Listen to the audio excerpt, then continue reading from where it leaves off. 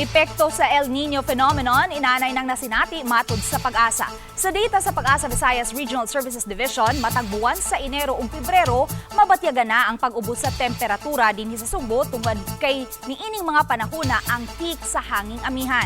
Apan sa record sa Pag-asa, mas taas sa normal nga average temperature ang natala dinhi sa Subo. Menos pa usab kaayo ang mga pag-uwan nga nasinati sa Subo ug sa ubang bahin sa Kabisayan. Mo average 135 mm ang uwan nga mabubo sa Subo matag buwan sa Enero. Apan ning unang siyam ka adlaw sa buwan sa Enero, 2.8 mm pa lang ang natala.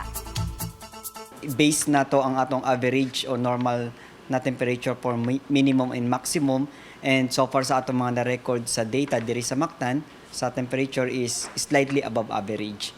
Kini is one of the impacts na nang gimonitor nato na El Nino or strong El Nino. So dili lang sa Cebu but rest of part of Visayas.